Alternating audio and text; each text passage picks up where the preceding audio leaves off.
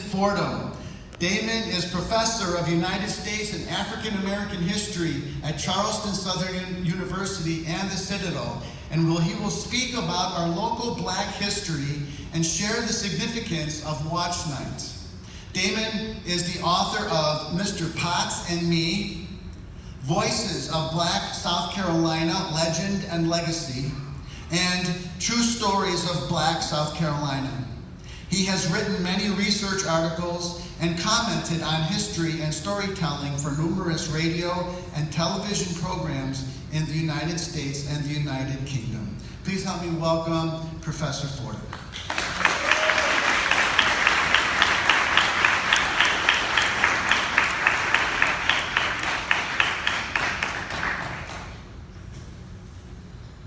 Okay, how's everybody doing this evening? Now, as I get started, I want to acknowledge the presence of somebody who's been a great inspiration to myself, as well as my community back in the day. One of the first African-American television anchors here in the Charleston area in the rear. Ladies and gentlemen, Miss Joan Mack.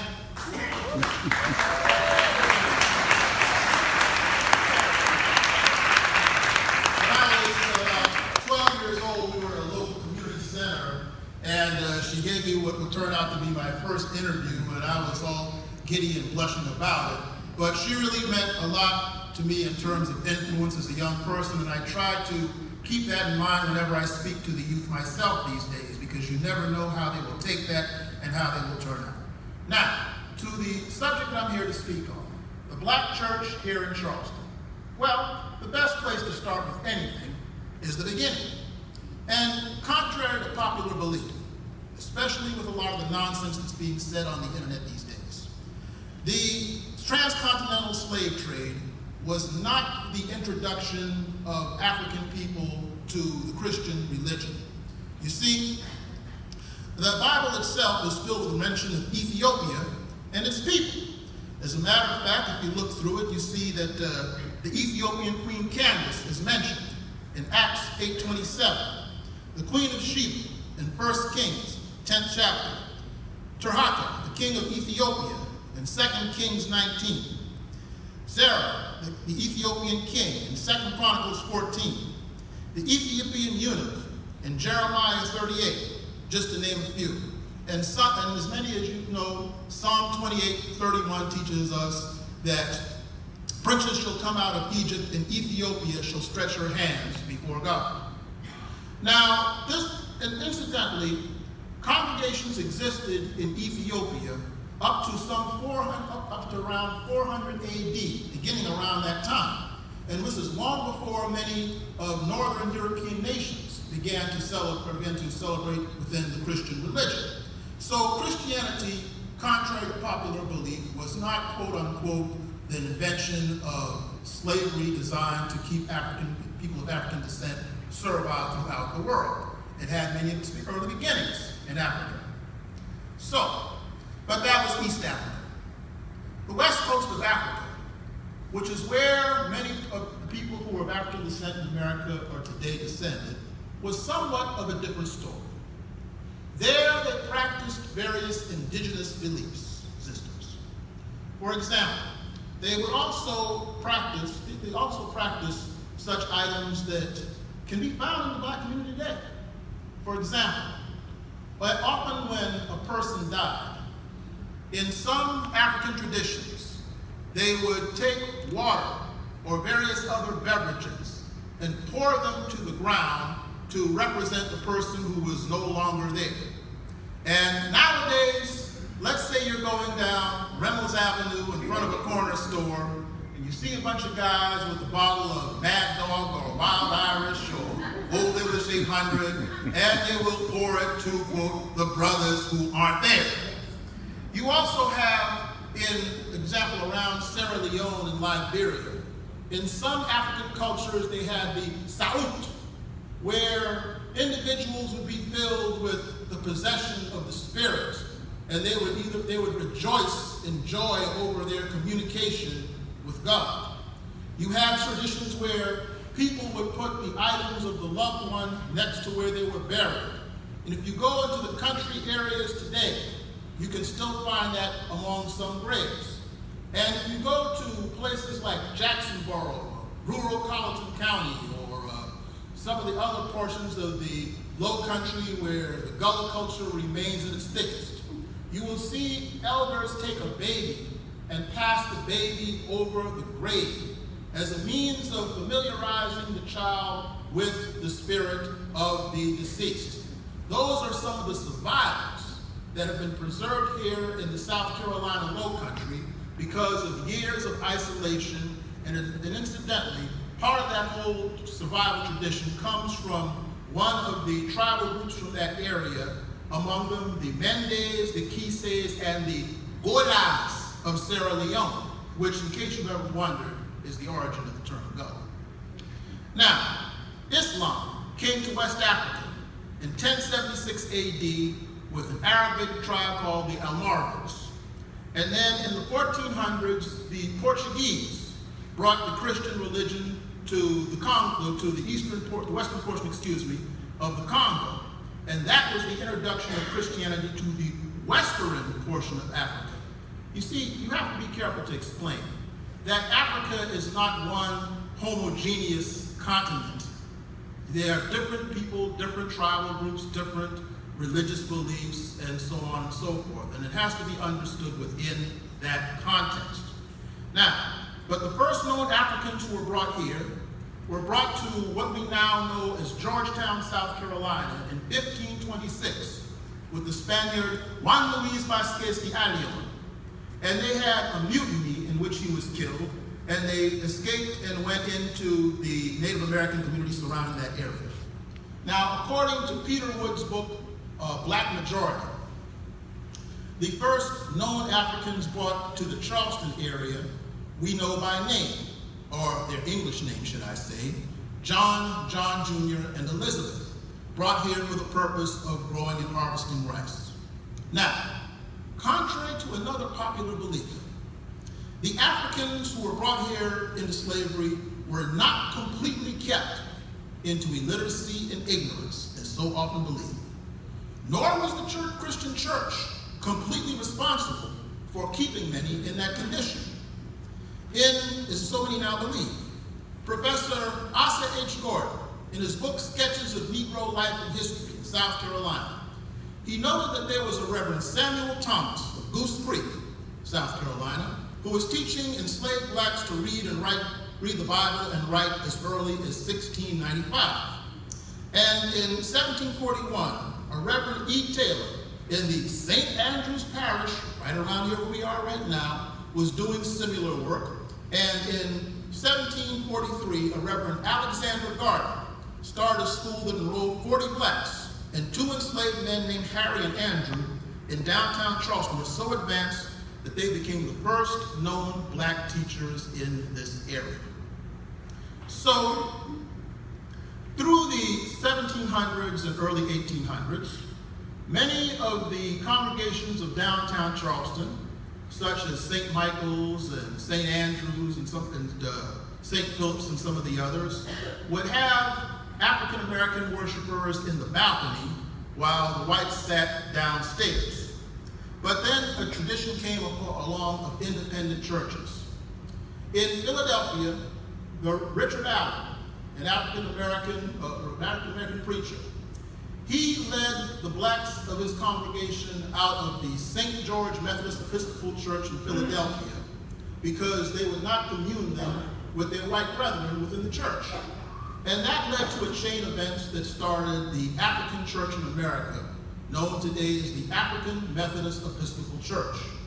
And that would soon start in Charleston in a circumstance that I'll explain momentarily. But then, around the same time this was happening, a black Charlestonian by the name of Reverend Andrew Bryan, who was from this part of town, by the way, went down to Savannah and became one of the founding ministers of the First African Baptist Church, one of the longest continuous black churches in these United States. But here in Charleston, the Reverend Morris Brown had the Hempstead African Church that was over on what we now know as the East Side, over on Hanover Street. And while he was there, however, something happened that changed a whole lot of things. You see, he had a class leader within that AME, that African Methodist Church. Some of you might have heard of him. His name was Denmark Vesey. And for those of you who don't know, I will briefly summarize by saying that Denmark Vesey tried to start a slave insurrection secretly, not using his pulpit for that, but secretly among many of the enslaved of Charleston. And the long story, the minute version of that, is that he was betrayed by a house slave by the name of Peter Prelo, and that led to a chain of events where he and 34 of his comrades were executed. But the Denmark Vesey Rebellion set across a chain of events that really changed the whole picture of things. After this, the laws against teaching African Americans to read and write would be enforced, because Vesey used the Bible, the Constitution, and history books to encourage his followers toward revolution. And so therefore it was made illegal to teach African Americans to read and write it within this area, sometimes on penalty of lashes. So, around this time, Bishop Daniel Alexander Payne was teaching a school at 125 Tradd Street of free and enslaved children. And because of the law that was eventually passed after all of this, the city shut him down. So he went first to Philadelphia, and eventually he made his way to Wilberforce, Ohio, where he helped start Wilberforce University, which is the first African American college in America that was run by African Americans. Meanwhile, it became illegal for African Americans to gather openly in religious worship. So as a result, they would have these underground schools, the underground churches, bush arbors, where they would worship God in their own way, in privacy, and in the deepest part of secrecy. Now, after the Confederacy fell, and the Emancipation Proclamation, and the freedom of African Americans in this area, one of Bishop Daniel Alexander Payne's students came down to Charleston from a church in Brooklyn. And his name was Bishop Richard Harvey King. And out of the ashes of the Hempstead AME congregation, he started a new church.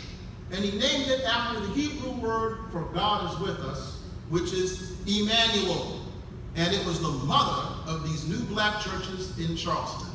And that is how Mother Emanuel AME came into being.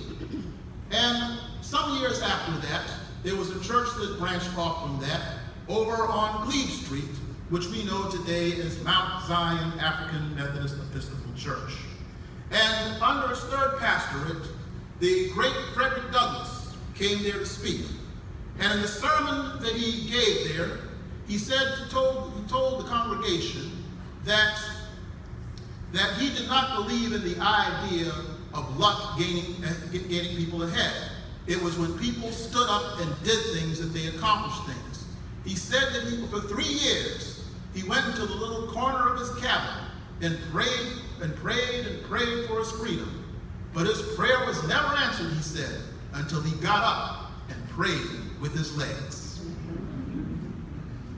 And that speech was made at Mount Zion AME Church on May the 5th, 1888.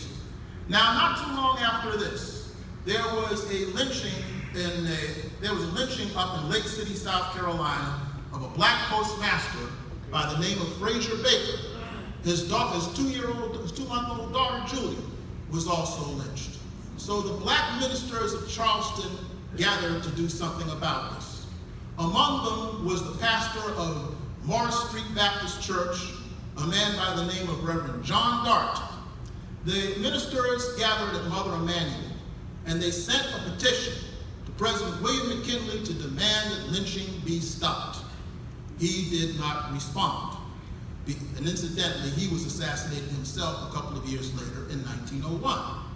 But this goes to show you the early activism of the churches here in Charleston. And that Reverend John Dart, by the way, he started a school called the Charleston Industrial School in 1898 that we know today as Burke High School. And he had a daughter by the name of Susan Dart Butler, Because Reverend John Dart had the largest reading room in Charleston area among black people, and he used to lend his books out for people to read. And so his daughter took that concept in 1927 and formed the John Dart Branch Library of Charleston, which is Charleston's longest continuous African-American owned and run library. And it was Morris Street Baptist Church, I might add, that was the only church bold enough in September the 24th, 1924, to have the black nationalist leader, Marcus Garvey, come and speak at their church.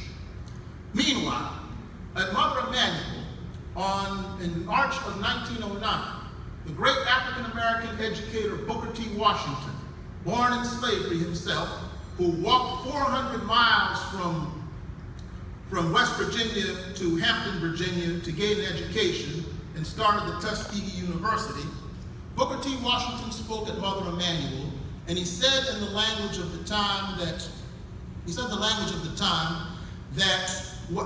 part of the problem between the white man and the Negro is that we talk about each other and not to each other.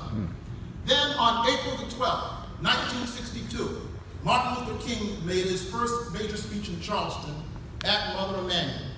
Standing with him at the podium was Charleston's own great leader, Mr. Esau Jenkins. And incidentally, I have to digress here for a moment because his granddaughter is sitting right here in front of me, the Reverend Demet Jenkins.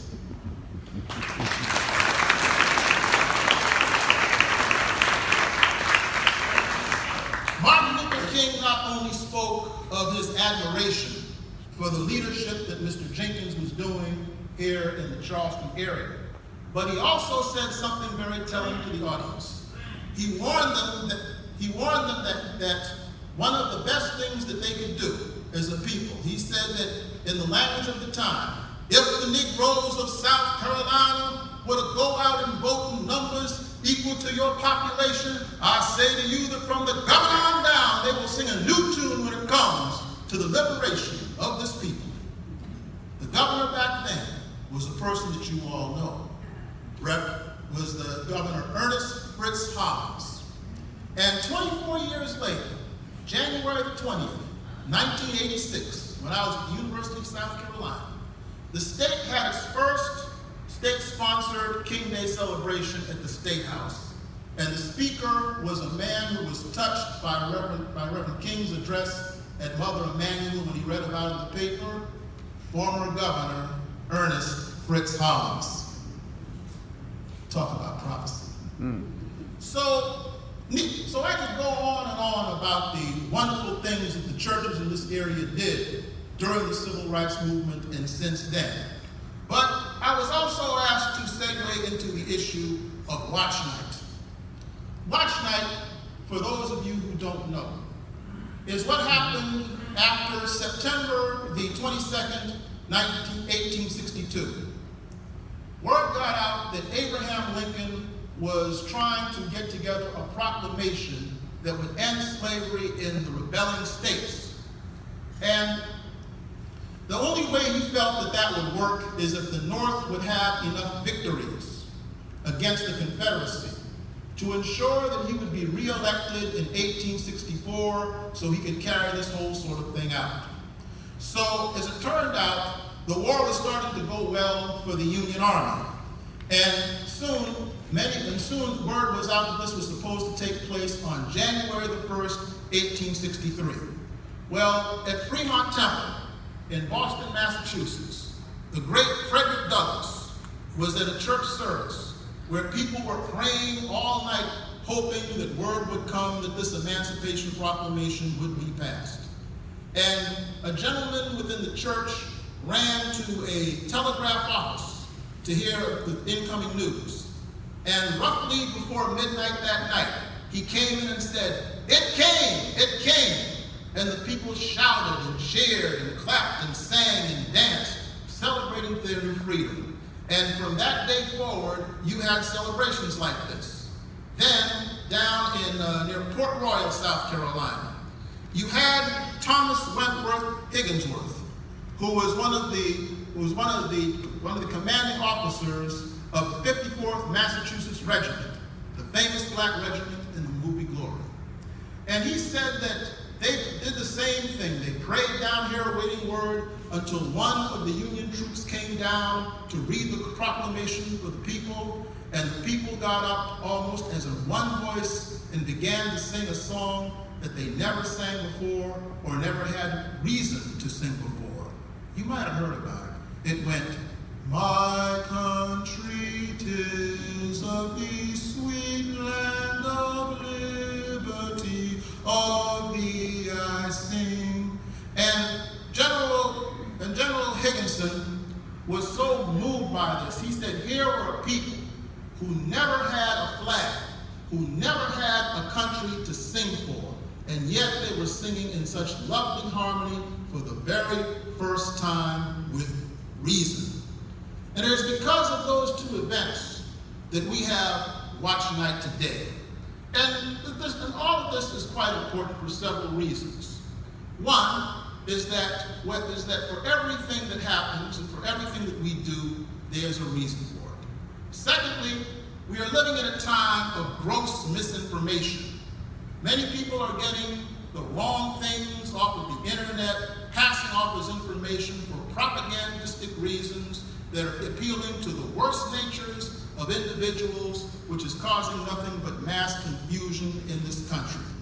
And one of the things that I try to get across to people when they deal with these things is that there are two worst places that you can get your history are Hollywood and the internet.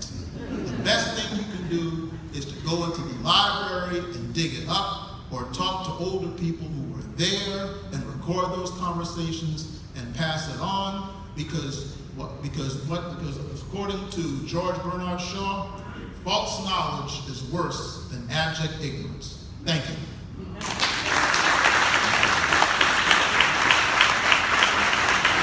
Pastor Dan Fordham, dropping in fact.